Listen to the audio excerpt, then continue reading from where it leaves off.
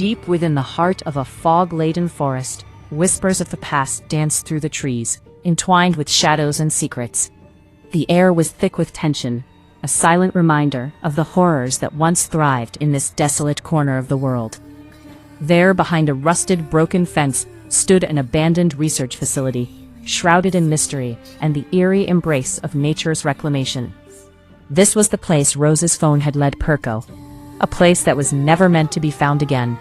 As Perko shined his flashlight against the damp, decaying walls, the beam flickered in and out of the gloom, revealing remnants of a forgotten era. The forest was alive with the sounds of rustling leaves and distant animal calls, a stark contrast to the haunting silence that enveloped the facility. What happened here, he wondered, a knot tightening in his stomach as he stepped closer to the gate, its chain dangling like a long-forgotten promise. "Rose, please be here." The gate creaked ominously as he pushed it open, and he crossed the threshold into the dark hallway that awaited him, the scent of mildew and decay wrapping around him like a cold embrace. Broken equipment lay scattered across the floor, and the walls were marred by black mold, spreading like the fingers of a long-dead horror, a reminder that time had abandoned this place, but something else had not. Cautiously, Perko moved deeper into the facility, his heart pounding with each echoing step. Open doors yawned wide, and papers fluttered like trapped birds, hinting that he was not the first to navigate these treacherous halls. Someone had been here, recently, he thought, dread pooling in his gut as he noticed fresh footprints on the ground, leading him further into the darkness. As he followed the trail, an unsettling sensation crawled up his spine. Shadows converged around him, and he felt the weight of unseen eyes watching from the depths. Then, without warning, a black mass detached itself from the wall, creeping toward him. Perko's instincts kicked in as another mold creature emerged, followed by yet another. "Damn," he muttered, realizing the gravity of his situation. The creature lunged at him, its grotesque form a manifestation of the terror that had plagued this place. He swung his flashlight, striking it with a resolve that surprised even him. More mold creatures slithered along the walls, their intentions unclear. They weren't merely guarding the facility, they were protecting something far more sinister.